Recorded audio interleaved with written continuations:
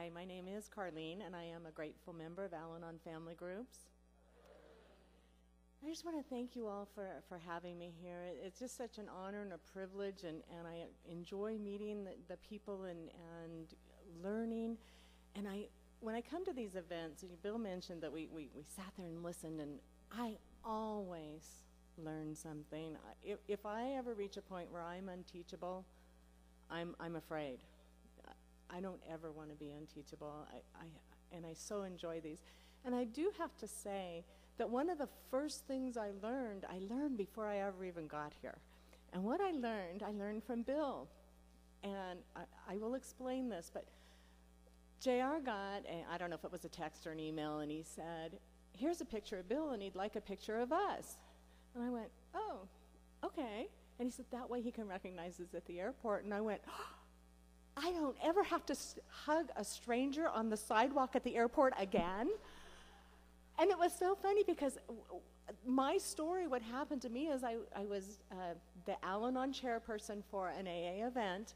And so I had contacted this Al-Anon woman, and I had heard her tapes, as we do, and I had heard her tapes, and I had asked her to come and speak, but I had never met her. I'd never seen her.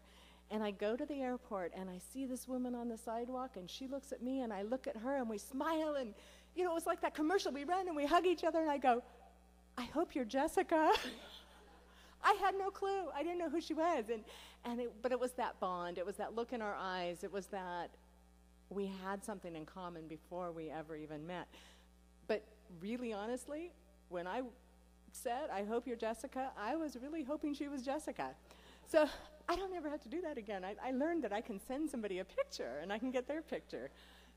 I don't know why I never thought about that. So thank you for that insight. And I also want to, just like I said, thank the committee for bringing us out here. And we had a really nice basket waiting for us at the hotel. And I appreciate whoever did the shopping for that. That was very nice. But the best gift in there was the AA schedule that had the Al-Anon meetings listed on it as well. A lot of areas I go to, AA and Al-Anon are so separate that they don't want any kind of intermingling. And for a family member to be able to see that schedule at an AA meeting and say, oh, there is a place for me. There are people out there that understand me and what I'm going through. And I really appreciate that the Al-Anon meetings are listed on that AA schedule. It just meant a lot to me. So I want to take care of a little business first, and Bill kind of touched on this, because if you have a mind like I have, while I'm talking, you're going to be adding, okay, 28 years, 36 years, 5 years. So I'm going to make it easy on you. JR and I have been married for a little over 33 years. Thank you. JR's last drink of alcohol was March 25th, 1981. His sobriety date is March 10th, 1994. My Al-Anon date is May 29th, 2006. So you see there's a little progression there. So I'm going to tell you how we got there, how I got to Al-Anon, how we got to where we were in our relationship. I grew up in a very kind, loving home with two parents that loved each other and an older brother, and we just, had a great life. It was full of love, and what I remembered and what started making a lot more sense to me when I finally came to Al-Anon is I remember the grandfather that used to come and visit. And I'm going to tell you right now, I loved my grandfather. He was my grandfather. I loved him. I adored him. But what I've come to realize is there was something not quite right about Grandpa. But what happened was my grandparents would come to visit, and they would bring a travel trailer with them so they could stay for a week or so, or a couple weeks, or whatever it was. And I can remember that we always walked on eggshells around Grandpa.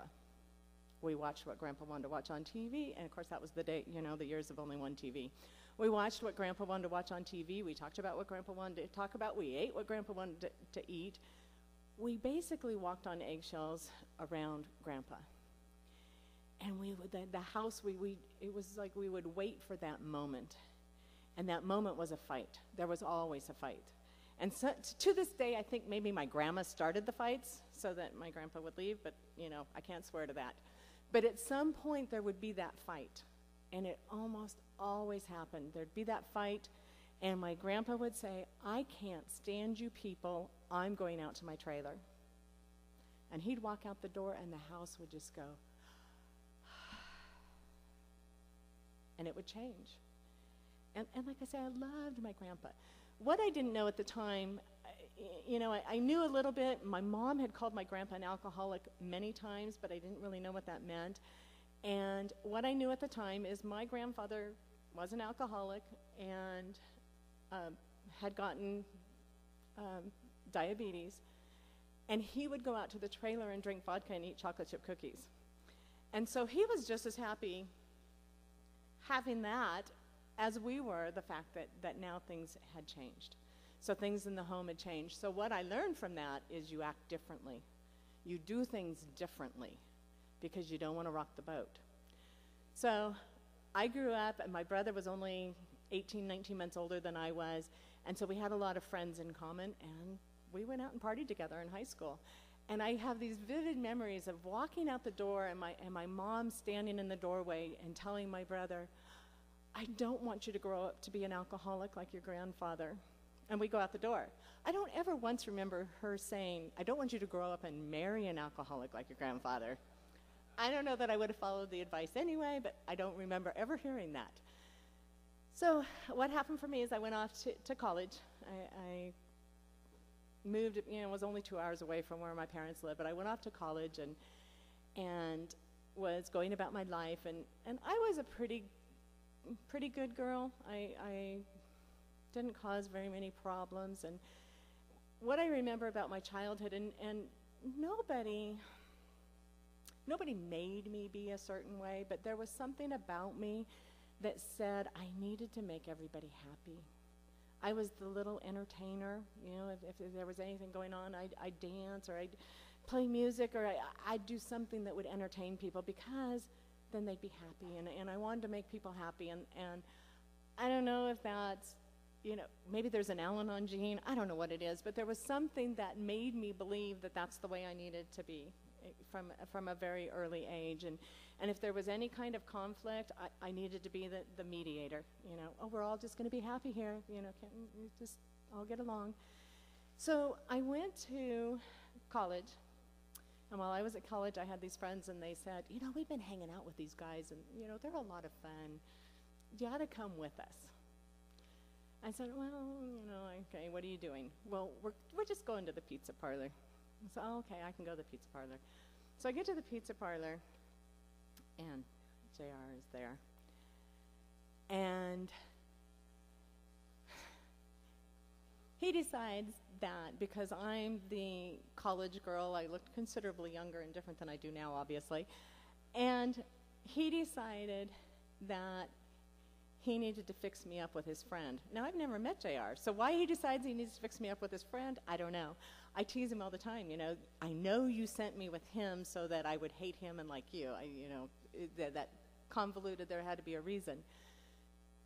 But anyway, as the night went on, and JR was fun, and we started dating, and things were just great, and we're going along, and it was exciting. Oh my God, it was exciting. It was like I had arrived. That's all I can say is I had arrived. I was part of life. I was living life large. And so JR and I went out. It was on his birthday, his belly button birthday on March 25th, 1981. And he said, and he'd had 3 drunk drivings. It wasn't that big a deal.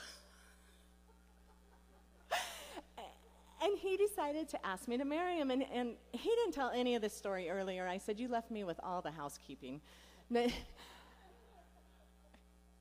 He decided that because it was his birthday, it was a good idea to ask me to marry him because, I can't say no on his birthday, and he asked me to marry him, and I started laughing at him.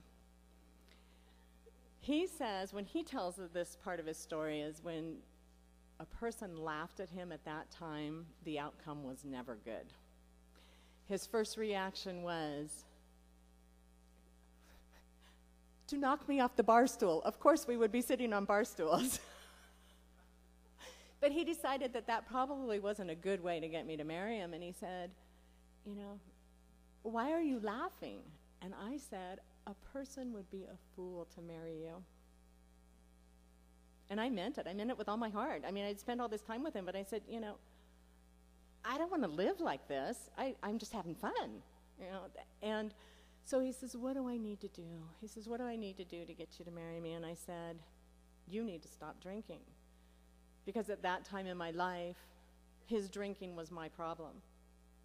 It just was, you know. If he didn't drink, everything would be okay. And so he said, you know, see that drink? That's my last drink. He pushed it across the bar, and that was his last drink. I don't know anything about this illness at that point in my life. I don't even connect it to my grandfather. I don't connect it to the things I saw when I grew up. I just knew that I meant enough to him to stop drinking. Well, of course, he had other substances that he knew that he could go and rely on to appease me. And he could continue living the life he was living, and it would be okay. And I, in my, you know, being naive and not understanding this disease or illness or wherever it was going to go, thought that was okay. Well, oh, great, that's okay. And I said, you know, and I said, for a year, you got to quit drinking for a year, and I'll think about it. Well, I don't know where this thing comes from that Al-Anons can count, because I couldn't count. We got married 7 months later. And, you know, I don't know, 7, 12, I don't know. And then nothing changed. I didn't change. He didn't change. He was an angry man. He still got arrested. I mean, he did. And we had 2 children. We brought 2 children into this life, and my children were my life. I loved my children. I loved my husband. He was a hard worker. He did all these things for us, and he touched on it a little bit earlier. When he reached a point, and I'm still going along in this total denial that there's anything wrong anyway. Everything's okay. It's okay. And when he reached the point where he came up in a random drug test and went to treatment, I was going, no, you're not an alcoholic. You know, there's nothing wrong with you.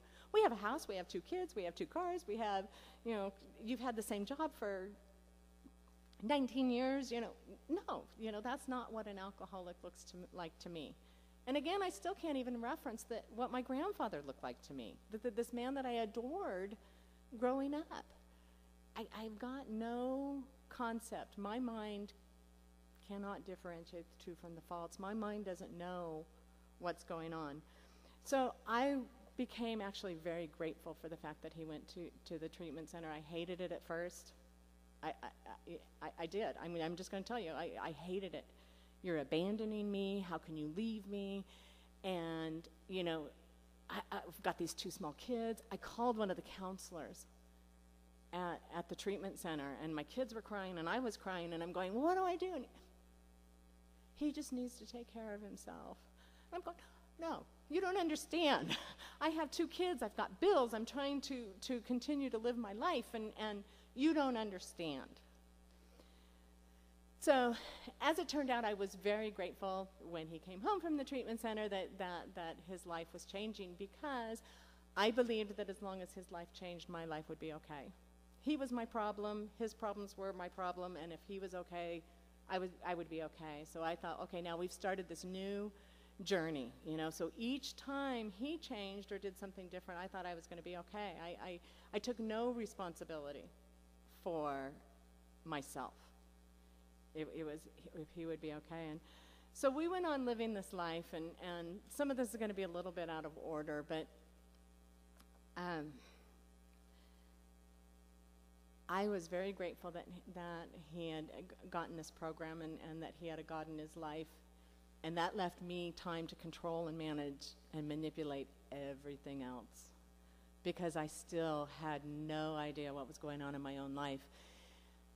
I continued to be that person that had to make everything look good, that everybody needed to be happy, and I was somehow responsible for whether or not they were happy. And I'll just share a couple stories from our early life that I would go to these AA meetings, and because I did attend a lot of AA meetings, and I started learning a lot about alcoholism. And if you're an Al-Anon in this room and you don't attend open AA meetings, I would really encourage it, because there are a lot of things that you can learn as people share their story. But what happened to me is I had been taught before Al-Anon this identify, don't compare, and look for the similarities and not the differences. So I would sit there and I'd listen to an alcoholic share their story, and I mean, I'd be almost, sliding off on the ground, because I did the things that they did, but I wasn't drinking. I remember the first time that I heard an alcoholic standing at the podium and say, it was just awful. I drank away all the money and we couldn't pay our power bill, and our power got turned off. And that was one of those I wanted to slide on the floor. I was not drinking. I was doing everything in my power that I felt was right to make JR happy. And I started playing this money game, because he would say, can we do, should we do this? And I go, we really don't have the money to do that. And he would say, I work really hard, we should have the money to do that. And I would say, okay, we have the money to do that. So I started this game, and that was one piece of it with our finances, that, whatever he wanted, I would manipulate the money around and work it around, and oh, sure, we can go do that, or we can do this. And I remember that day when so vividly. My children were in the bathtub. They were little. This was before either one of us were in program. My children were in the bathroom, and I got that knock on the door, and it was PG&E. And they said, we're here to shut your power off. I said, no, you can't. And you know why they couldn't? Because my husband would be mad. Not my kids are in the bathtub, I've got, dinner to cook, I got life to live. No, my husband will be mad. You can't turn it off. And so when I heard that from an alcoholic from the podium, identify, don't compare, demoralizing, what are those other, incomprehensible demoralization.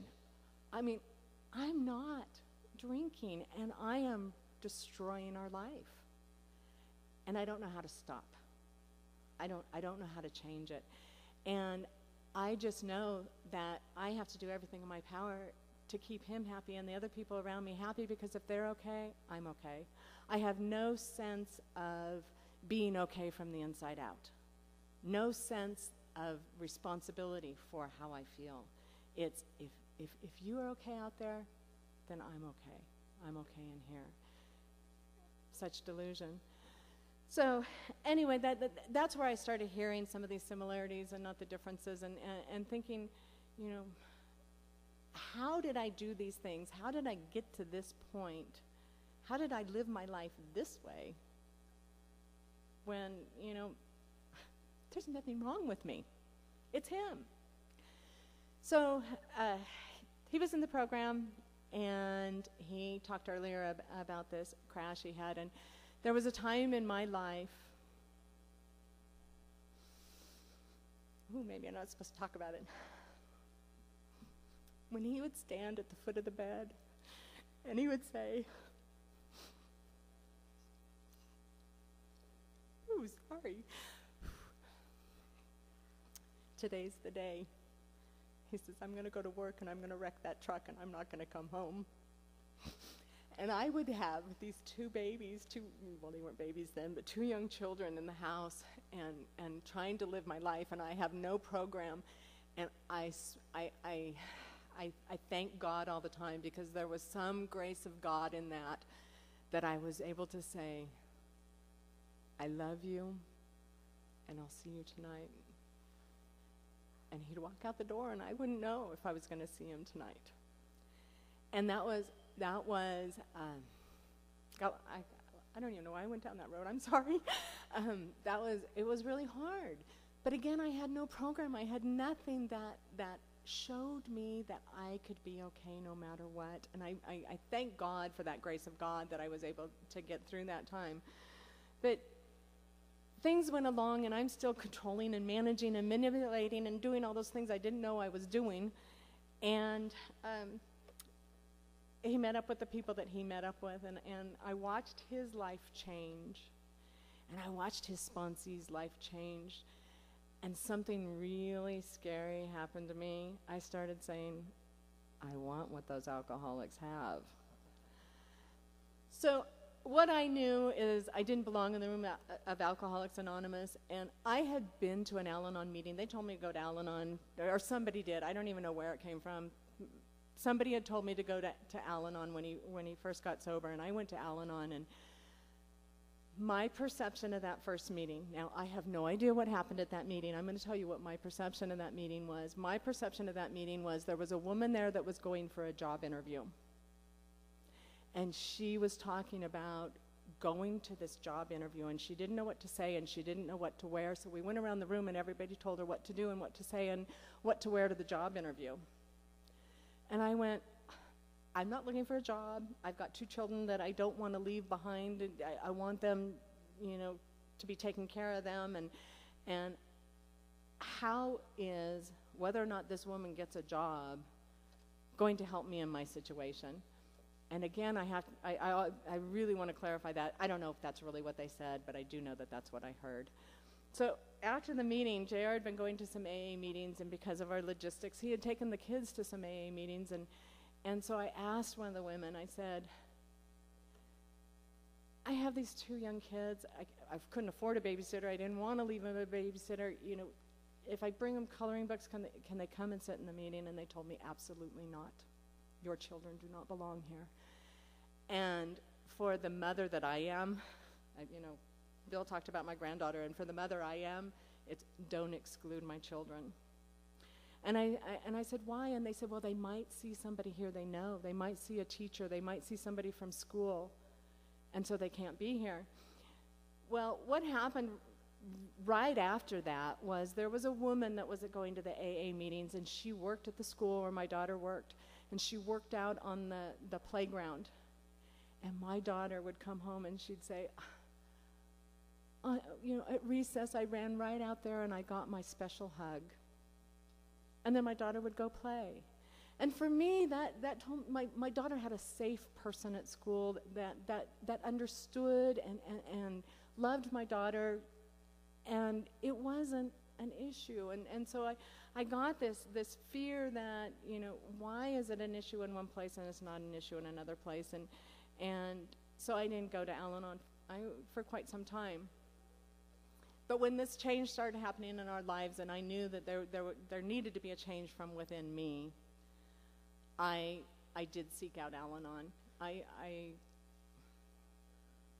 knew that's what I needed to do. So I'm going to tell you 2 defining stories of what my head does and how my illness affects me. I believe that I suffer from a spiritual malady. I believe that I have an illness which centers in my mind, and I don't know how to fix it. If I could fix it, I would have fixed it a long time ago. So there's a couple of defining moments that really showed me how sick I was. Let's just put it that way, how sick I was. My daughter, by this time my daughter is a teenager. She's got to be 18, 19, and she was in a relationship that I did not approve of. She should not be in that relationship. So I'm sitting in the living room by myself. She's in her room reading a book. My son's in his room playing video games. JR's asleep because he's got to go to work.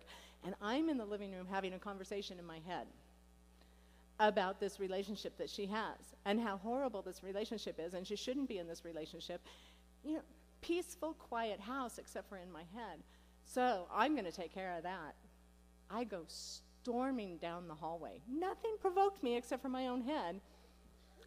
I throw her bedroom door open, and I start yelling.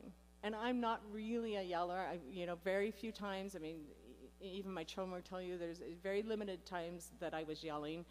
But I was yelling at her. You shouldn't be in this relationship. This is a horrible relationship. I can't believe you're in this relationship. Look what you're doing to this family. And the insanity, I didn't even hear it. I didn't even hear the insanity. So by then, my husband's out of bed going, what is going on? And my son's out of his room going, what's going on? And I'm the one that's sane, living in this insanity. And I don't know how to stop it. I don't know how to stop it. The other defining moment for me is, and I've really learned a lot since I've been in Al-Anon about these things, and we'll get to that, the recovery in a minute. But with my son, he was not doing well in school. And he was saying some things to his teachers that he should not have been saying to his teachers. And I had gotten a call from one of his teachers, and I'm going to tell you what he said to the teacher, because it's kind of a joke now. The teacher asked him why he wasn't doing his homework, and my son looked at him and said, because your homework is stupid and pointless. Now, at that time in my son's life, he wanted to be a teacher. I said, what are you going to do when some 17-year-old kid stands up and tells you that your homework is stupid and pointless? Well, of course, his answer was, I'm not going to assign stupid and pointless homework. So I had gotten this call from the teacher, and there was some other stuff. So I'm standing in the kitchen talking to my son, and I'm saying, how can you do this to me? I spent, and I didn't tell him this, but I'm going to tell you this, I spent 17 years controlling, manipulating, and managing your childhood, and now you're going to do this to me? I was the Girl Scout leader, the Boy Scout leader, the dance mom, the teen mom, because I had to be involved in all of those things to make sure everything was going okay. I had to control all those things. So, I'm looking at him and saying, how can you do this to me after everything I've done for you? Well, the reality was he wasn't doing it to me. He was a 17-year-old kid that didn't want to do his homework. But I took it personally. It was, what will that teacher think of me? Well, no, what will the teacher think of you? But I couldn't see that. I couldn't see past my own selfishness and self-centeredness. I couldn't see it. So I went to Al-Anon, and actually I went to Al-Anon before May of 2009. I started attending this meeting, and the reason I say May of 2006, is because that's when I seriously committed to the program. I had gone to Al-Anon meetings before that. I started going to Al-Anon meetings, and my experience was not very positive.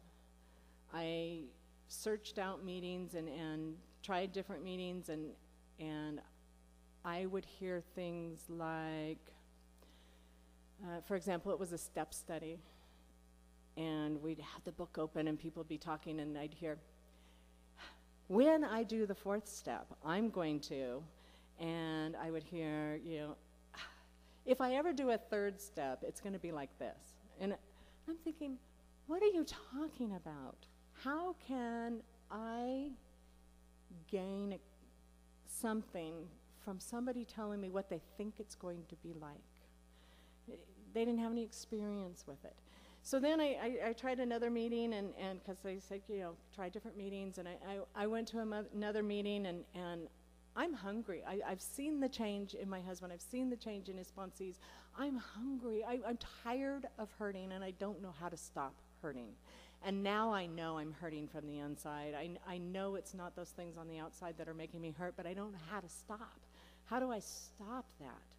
So I went to another meeting, and people were talking about the steps, and I go, oh, this is it.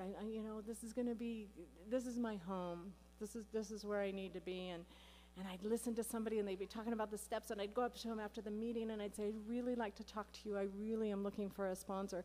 Well, I can't really sponsor because I haven't done the steps. And I went, you just talked about them at the meeting. What do you, and so I had this challenge, let's just put it that way, of people talking about things that they hadn't experienced. That's the best way to put it. And so through a process of phone calls and through a process of frustration and going to one sponsor that things just didn't work out with, I found someone through a phone call, I had actually met her several years earlier, and I contacted her. And I said, would you be willing to help me? Will you help me go through these steps? And she said, absolutely. And so we started this relationship, and unfortunately we didn't live in the same area, but it worked. It worked for us, and she took me through the steps, and I had so many phenomenal experiences. Now, I will tell you, I kept going to meetings in the area that I was in, and maybe because I was coming from a different perspective, I wasn't so desperate that I had to find somebody, that I could listen to what people had to say and be okay. Again, that was from the inside. It wasn't what was going on the outside. So she took me through the steps, and I started having these fantastic experiences and these wonderful things happening. And we get to the fourth step, and you know, we're going through it, and she says, she had me doing the 4-column inventory, and she says, what we're going to do here is identify the areas where you're selfish and self-centered. And my first thought was, oh no, all I care about is that everybody else is happy. All I care about is that, you know, that they have what's best for them. That's all I care about. I'm not selfish and self-centered. And so it was a real leveling of pride to go through that inventory and find out that that's exactly what I was. Because who was I to say, first of all, what was going to make somebody else happy? First of all, how did I know what they needed? And all these years that I had been manipulating, controlling, managing, doing all the things that I had done in the name of keeping somebody else happy was really my selfishness and self-centeredness, because they had to be happy so I'd be okay. So she taught me how to be okay from the inside out. She taught me that it's not about the people around me being happy. It's not about them living their lives. It's about me living my life and them living their own. One of my first amends that meant the most to me, and it still means the most to me, and I'm still making amends to this woman, was to my mother-in-law. And I love my mother-in-law dearly, and I still love her dearly. But there was a time in our life where I had to hang on to so much control and so much management that I know that I did not allow her to be the grandmother that she wanted to be. And now being a grandmother, I can really see it.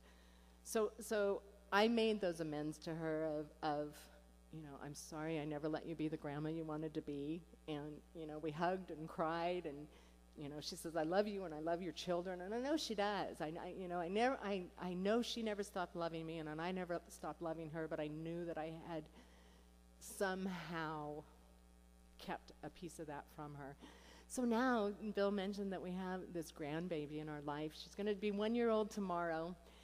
And part of my amends are we take that baby to see my mother-in-law as absolutely often as we can. And I allow her to be the grandmother that she can be now.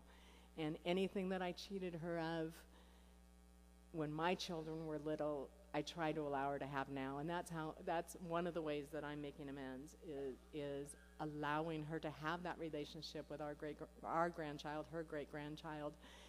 And in doing that, we also recently put together, I have a nephew that's in Oregon and a nephew that's in Washington that have children, and my daughter has this baby and our son lives near us, and we put together a day where we could all be with great-grandma. And she thought that she would never have her grandchildren and her great-grandchildren in the same room, and we were able to give her that gift. and she just absolutely adored it.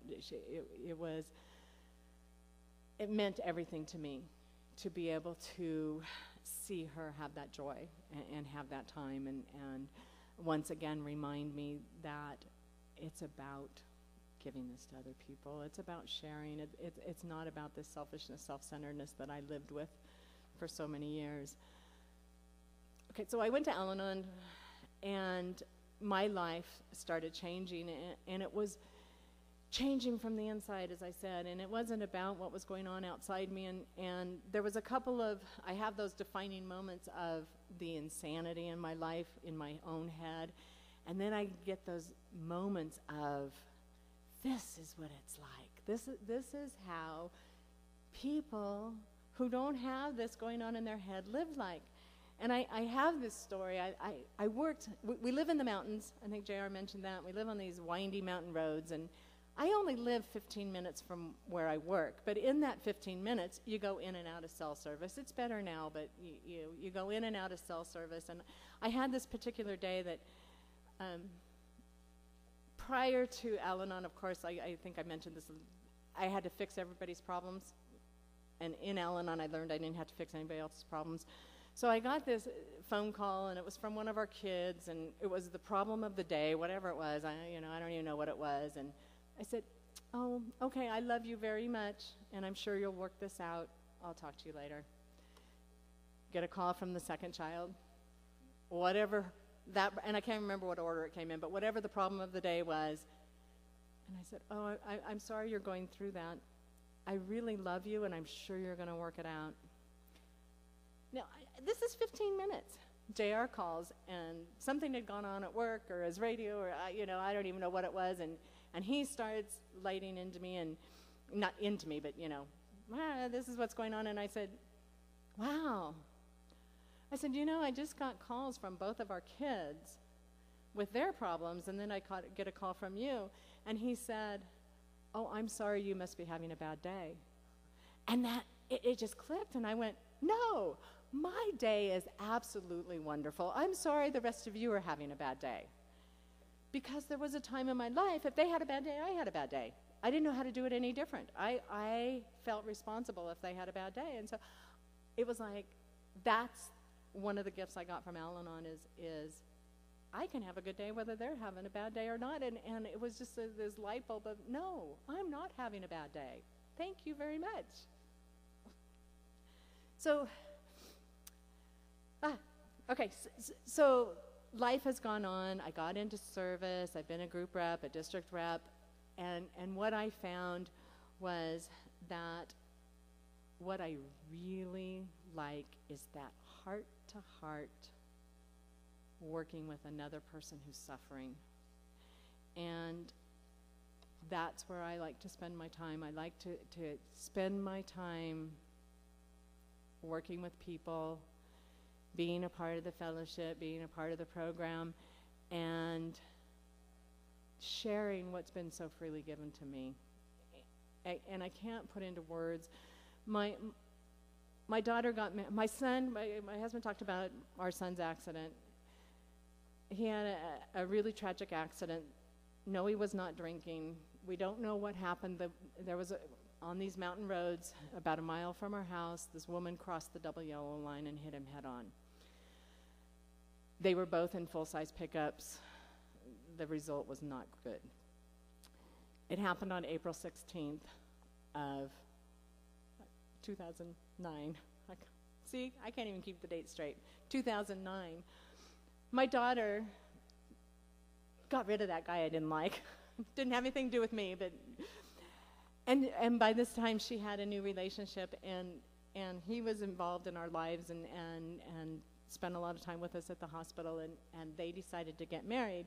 And they got married on April 16th, 2011. Well, we had a family discussion because, do we want this same tragic date, to be the wedding? And everybody agreed that it wasn't a problem. It's just a date. It doesn't really matter. It's not a problem. So they got married, and a year and a half later, she said, I'm not going to live like this. You have a problem, and I'm not going to live like this. and she asked her husband to leave. He left, and she practiced Al-Anon. You know, I love you. You know, from me, I would, I love you, and I would be supportive, but I didn't tell her what to do. I let her work it out. And after about 6 months, he called her, and he said, "You're right. I had a problem. I've quit drinking. I've quit drugging, and I want to get back together." And he came back. And by having the basis of this program and understanding this illness, we were allowed to let them rebuild their relationship, and we were able to rebuild our relationship with him. He actually, this bracelet, my husband's wearing one too, he brought us these bracelets, and after he came back and after they got back together, and he said that these bracelets, they stand for spreading good vibes one wrist at a time. And he said that he felt so blessed to have us in his life, and that he learned a whole new life,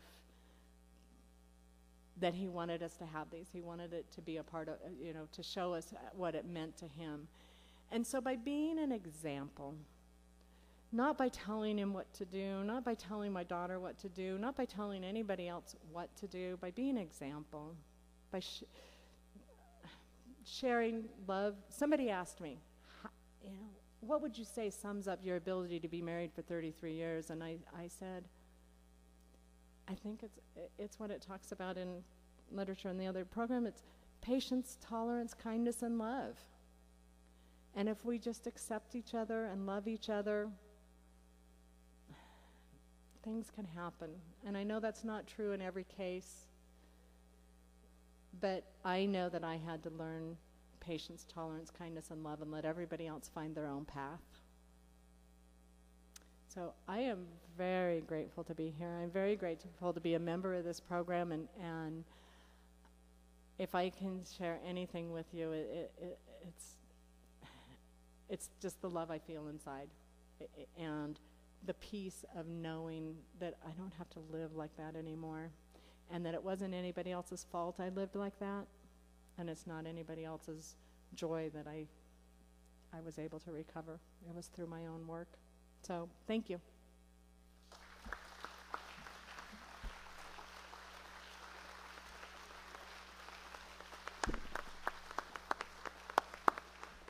Thank you, Karleen. Let's